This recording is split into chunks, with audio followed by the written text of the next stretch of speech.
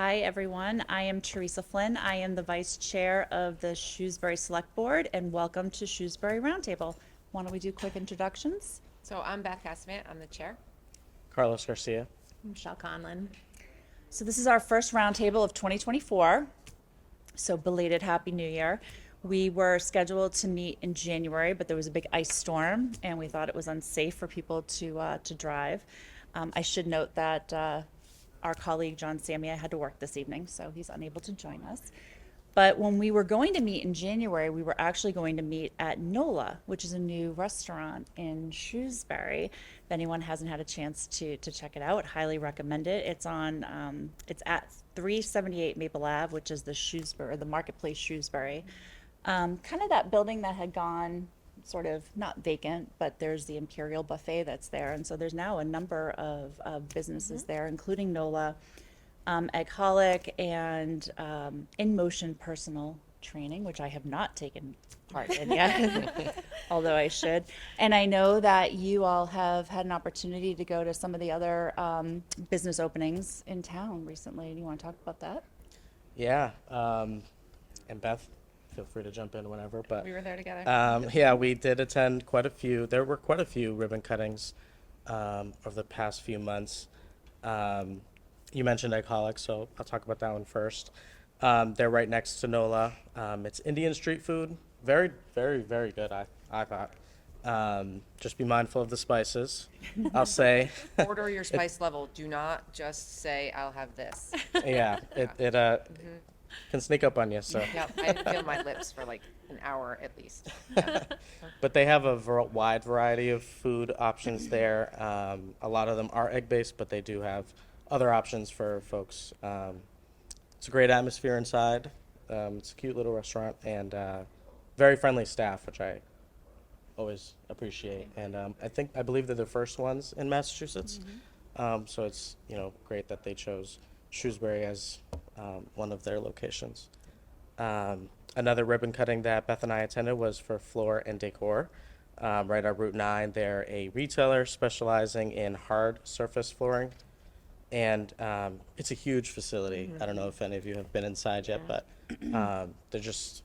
I was amazed when I walked in. The building's big on the outside, but just seeing it from the inside kind of took my breath away. They had very energetic staff who were there to help you with all of your decor needs. They do have other services that they provide, so design services. They actually even offer DIY workshops to help folks learn about how to install tile floors and laminate flooring and installing wood flooring and other things. They do that every Saturday, so definitely, if that's something that you're interested in learning about, definitely check it out. They host a workshop every Saturday from 11 to 12. And then one other ribbon cutting that I attended alone, it was very early in the morning, was for Urban Nails and Spa. It's a cute little business right in the Lakewood Commons, right across from the Starbucks. Very warm and inviting space. When I was there during the ribbon cutting, I'll note that there were several patrons who were walking by and walked in to get their nails done, to get, make sure that they were taken care of. And it's, those types of businesses are very important. And I, always encourage folks to, in our busy days, to just always take time to care for yourself. It's very, very important. So, yeah. Well, we know that economic development is a strategic outcome area and something that we're very focused on. So our goal has always been and continues to be to attract new business to Shrewsbury. I think that, I know when I talk to residents, sometimes they ask, why don't we have a split tax rate, a commercial and a residential, drive more, commercial revenue to town. But I think right now, keep me honest, our commercial tax base is about 15% of our total tax revenue. So, just the math of it, if we were to increase that significantly, it does not move the needle. It does not, it really becomes a deterrent for new business to come to Shrewsbury. But there's a lot of opportunity. We're going to be very focused on, sort of how we develop a plan and really engaging other stakeholders within the community. And this is one of the things I think with Shrewsbury is that we have great town staff. We have lean town staff. And we don't have a dedicated economic development coordinator as of right now. A lot of it falls on the planning department, if you will, and the town manager. And I know, Beth, you and others have participated in sort of meetings with prospective businesses that come to town. But we're excited about the opportunity, and we'll be talking more about that in the months to come. We had PI, which is a German headquartered firm. I think it's like Physique yeah, Instrumente. Physik Instrumente or Physik. They were originally looking to go into Centec North when they came before us, and then they pivoted, and they're now partnering with a developer to build a facility on Route 20. So really, I think, and then there's continues to be opportunities at Centec North. So Yeah, I think they're going into an existing GFI building on Route 20 because I Okay. want to say the ribbon cutting for that is at the end of this month. okay, well then, it's sooner than I thought. Yeah, so PI was the corporation that we were doing the TIF agreement with, which is sort of a tax incentive package that kind of benefits them and benefits the town because it is the kind of, they're like semiconductors, and those are the kind of businesses that we want to attract here. They don't use a lot of water. They're very clean. There's not a lot of noise. There's not a lot of trucks. So we were really excited that they were able to find another space in town when Centec North fell through.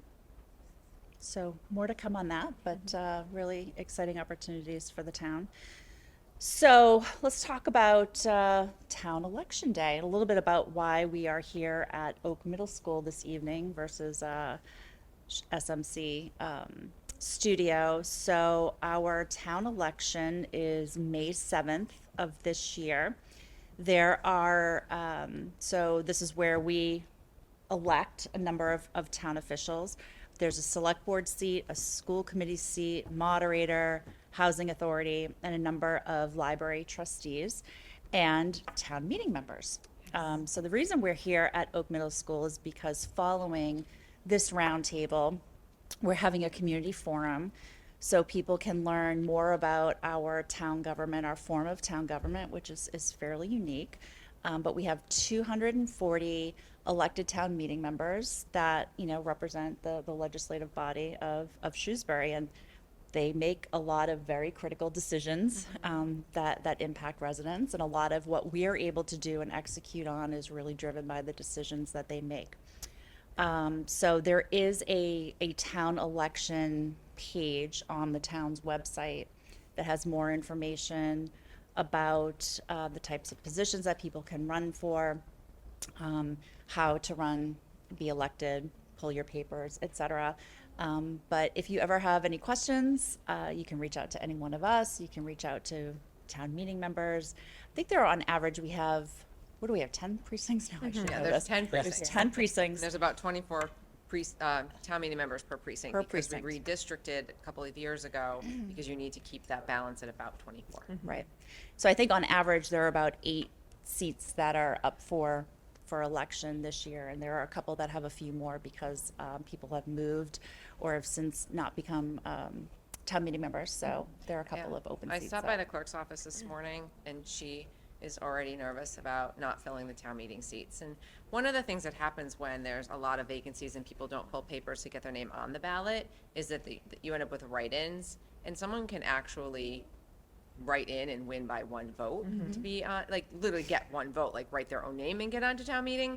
But what she sees more often is like 8 people will do that, and then there's like an 8-way tie with people who basically each got one vote, and then you have to have like a caucus of the town meeting precinct and figure out who's going to be the elected member, and it's just a lot of extra time. It would be probably a lot more streamlined if people could just pull those papers and get their name on the ballot officially. Yeah. I had to participate in a caucus for my precinct last year, and it was the same thing. It was a whole bunch of people had written in their own names. They all had one vote, and we had to make sure we had a quorum of our Yeah. precinct town meeting members present in order to vote for it. And it really is, you want to be represented by people that you want representing you. And so it's really important if you have any interest to get your name on the ballot because you know, when somebody can win with just their own single vote, you don't have any control over who's representing you. And town meeting really does make some really important decisions for our community. They're the legislative body of our town government. So it would be like having Congress, you know, being represented in Congress by somebody who got there by one vote, you know, just on a much smaller scale here in town. But it's an important job. So, you know, I really encourage people. It's a pretty light commitment. It's a couple nights a year, you know, reading some packets and watching some meetings, and, you know, just the impact that it can have is so much bigger than the commitment that you know, the time that you have to give into it. So, true. really encourage people that have any interest in the community to get involved and get their name on the ballot and come out and be part of what we do. Right, people think you have to like be at every meeting or watch it, but it's so easy to watch because, you know, Shrewsbury Media Connection does put everything out on their YouTube channel. It's very easy to go back and watch meetings and, you know, get a good understanding of what's going on in local government and be prepared for town meeting. I know that town staff, under the leadership of the town manager, put together an entire broadcast that's just about every single warrant article to kind of give people that, you know, crash course, and this is what's going to be on the warrant. And then I think you're going to talk about the upcoming budget hearings in front of the finance committee, which, I mean, if you're not going to attend them, which is fine because it's, you know, it's a long day, but watch them, and it's every single penny that's spent is talked about. Yep, absolutely. Well, I think that, you know, to sort of close the loop on being a town meeting member, it can be daunting to run for an elected position in town, but with town meeting, it requires that you get 10 signatures. So it's not like you have to do this massive campaign, Yours counts. spend money, et cetera. So it is time worth spent if it's something that you're interested in, to go through the process and to just let people in your precinct know that it's something that you're interested in. And to your point, Beth, we sort of have this path to annual town meeting, which is on May 20th. And that is a Monday night. So last year or the year before, there was a town survey. Do town meeting members prefer to have their meetings on a weekend, which we did during COVID, versus doing a Monday night, and then if we go over, it goes into a Tuesday or a Wednesday night, and the majority vote was to have it on Monday. I don't know if there are plans to revisit that, but right now it is on Monday, May 20th. So the next sort of step in the process is the February 16th, we'll have, you know, the fiscal 25 proposed budget, or fiscal projection 1, and then we go through a process where we set the warrant and select the articles. But with regard to the budget, to your point, Beth, it goes through the finance committee, and it's not just the finance committee, then there are public hearings. So they go step by step through the budget. Those hearings are set for March 21st and March 23rd of this year. They are recorded, to your point, so if you can't go, you can always watch them at a later time, or you can sort of go to the point or the parts of the budget that you're most interested in. I know the school committee just released their fiscal 25 budget as well, so it includes both the municipal and the school side. So a really important part of the process. So more to come on that. Let's talk about, I thought it would be good to maybe just acknowledge that there has been, I'll call it buzz, some press about space needs in Shrewsbury. There was an article recently, I think, in the Community Advocate about space needs at Town Hall. I know that the school has several initiatives going on looking at their space needs. They did a study. They've talked about the crowding at the high school. There's also a pre-K through 4 committee that's currently in process looking at space needs at that level as well. So I'll speak from sort of my perspective. Nothing's been decided. There's no formal plans. I think that everyone's just trying to be transparent about what they're looking at for needs, and then it's our collective job to really look at, you know, what is the plan and what are we going to do about it. Yeah, I mean, I'm glad that you brought that up, right? Because there's always going to be that next project. That's just the way that it is. It's no different from being a homeowner where there's always something that you need to do. It's just on a larger scale.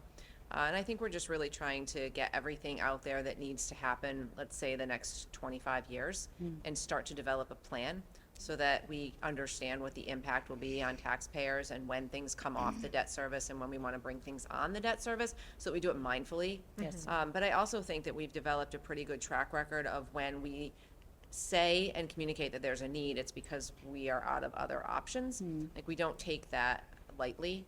And I would invite people, if, they're hearing about a project and they want to see a building, to reach out to town staff, the town manager's office. We're always welcome to walk people through and get people an understanding as to why we might say we have a space need at town hall. Our buildings have great curb appeal. They look great from the outside. But when you get inside, there are always going to be needs, and the town has grown. It only makes sense that some of the buildings are going to need attention as well. Yep. But I think that's a good point about being mindful about it and really prioritizing and engaging with the community in that as well. So I think it's important to bring up because, some people are cynical and they're like, oh, here we go. They're going to be asking for X, and there's no ask that's sort of in the background at this time. But we'll try to include those discussions in our public meetings and agree that we want people to engage with us. And it's important. It's not just about something's older. It's about, is it functional? How much does it cost to repair it? Do our town employees have a place to do their work? I mean, really, Or eat it's their lunch right now. Or is eat when their There's lunch, no break yeah. room at town hall. yeah. So it's really looking at how do we best service residents and what do residents need in order for us to do that. We're space constrained for hiring as well. Like we talked about an economic development director, somebody that's focused purely on economic development for the town. We don't have anywhere to put them. We have an incredible new director of the rec department, and right now our rec department's kind of shoved in a little tiny corner upstairs, and they don't have space to build out the programs that they want to build out. And there is a real need for space at town hall, but we're trying to figure out how we can get that space and have as minimal of an impact on our taxpayers as possible. But having space for people, if you want high quality people doing work in our community, we need to give them a place to do their job. So it's we are trying really hard to make sure that we can do that in a way that doesn't impact taxpayers or as little as possible. Yeah. The way I look at it is we try to get gritty or scrappy or, really, and we know that, Selco was pretty transparent about the fact that they were looking at potentially getting new space, which would obviously open up space within town hall. So we're not jumping on anything, but, Right. But when Selco moves, that is the opportunity to make sure that we are thinking about how we're going to utilize that space that is freed up.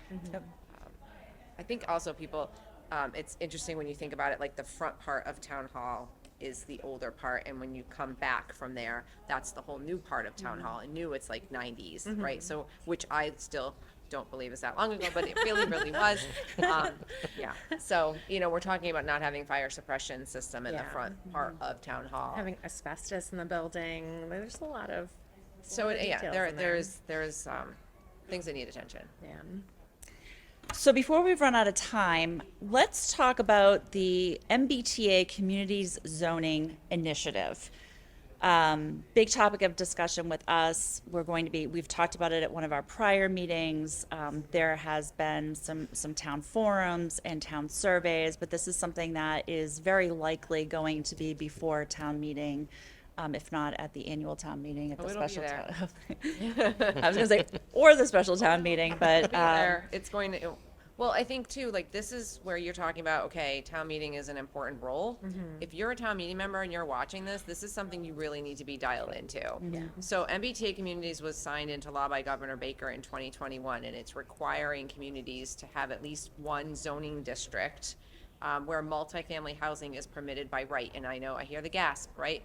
No one wants to talk about housing or increasing our housing, but we know that we're losing people in this state and our state revenues are falling, and a lot of that is because people can't afford to live here, and we're sort of missing that middle housing for people who are our workforce. These are our teachers, our firefighters, the people that we want living in our communities.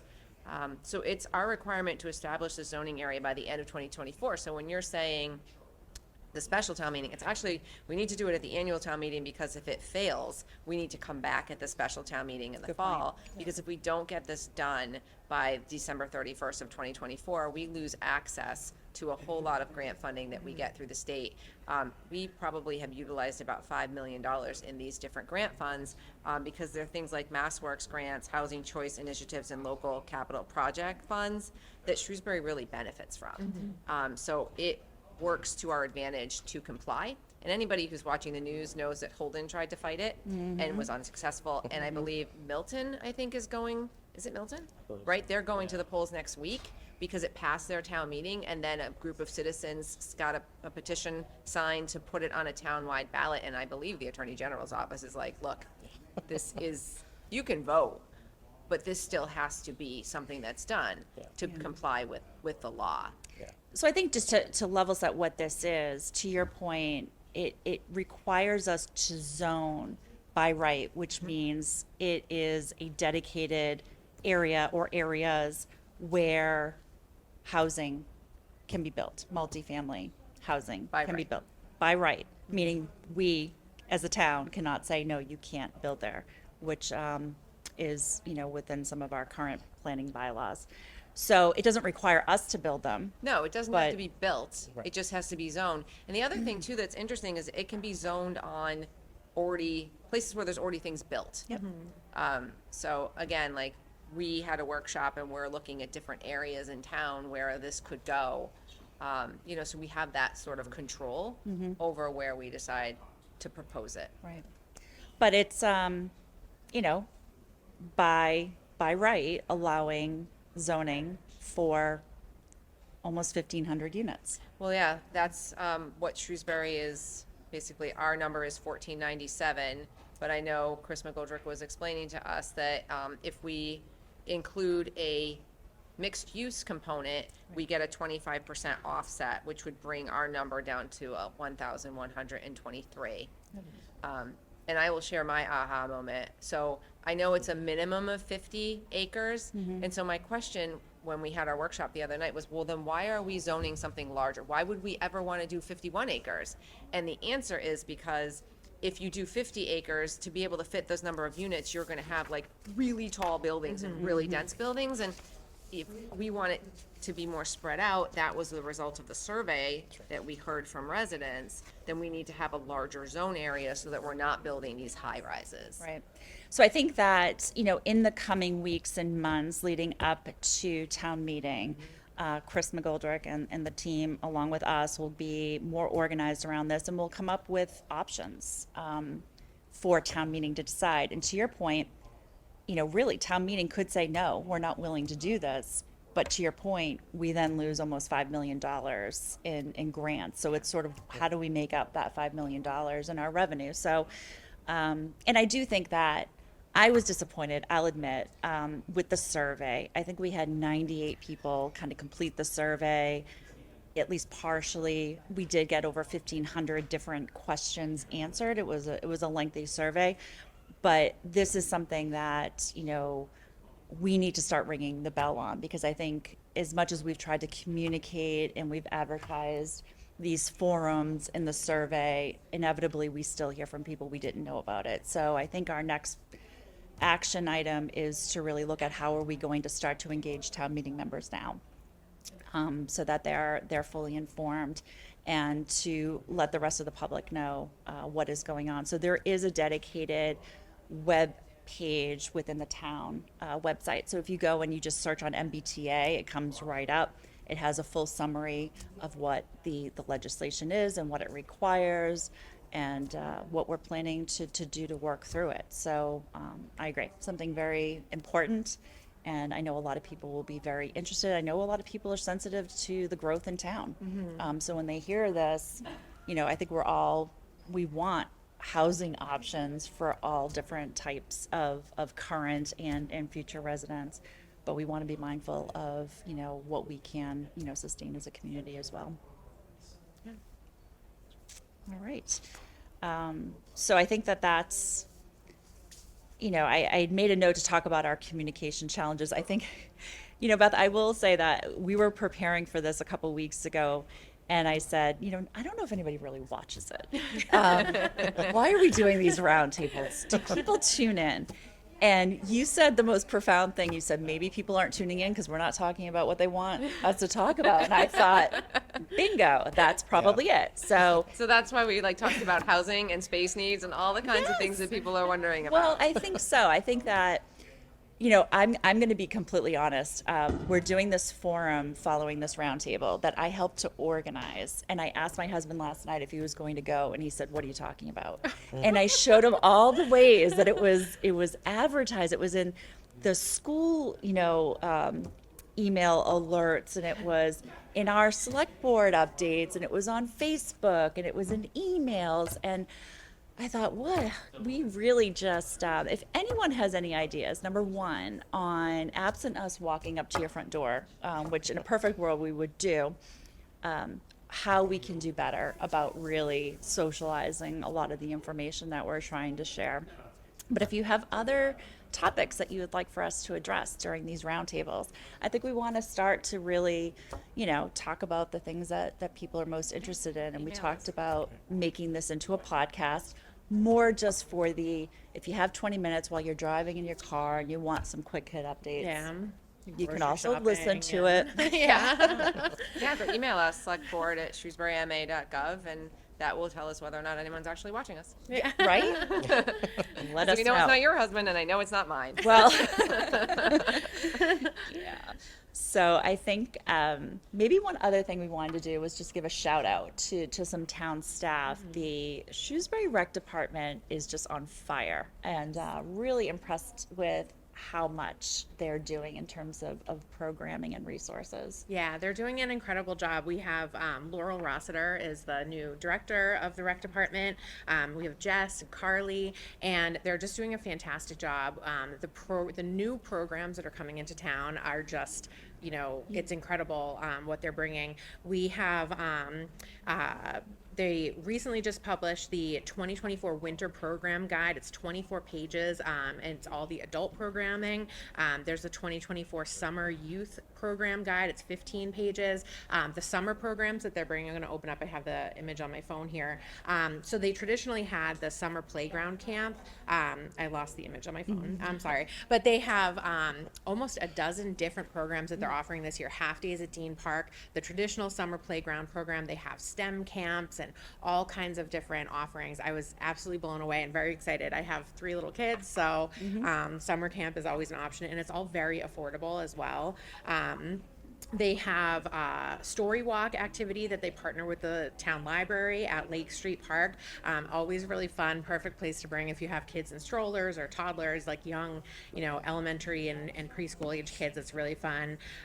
They have a Become a Community Partner brochure that they just published, another thing to check out on their website. And another thing, I just want to mention the adaptive programs that they're offering. I have a couple friends that have kids with special needs, and they have all mentioned to me how meaningful it is to them that these adaptive programs are being brought into town and really shining a light on them. It's always a struggle to find something, for any kid, any programs to get them involved in. But when you have a kid with special needs, it's even harder. And so, these programs that they're bringing to town are incredible, and it's an opportunity for kids with special needs to, play sports and have activities with sort of typically developing kids, and they're just really wonderful programs and very much appreciated by the families that are utilizing them. So thank you to our awesome rec staff, and keep up the good work. Really, really impressive, and a lot of stuff for adults too. Yes. Everything from pickleball to yoga to mindfulness, etc. So, all right. Well, with that said, thanks for joining us. Thanks for watching. And like we said, send us some ideas. We'd love to hear from you. And we'll see you next month.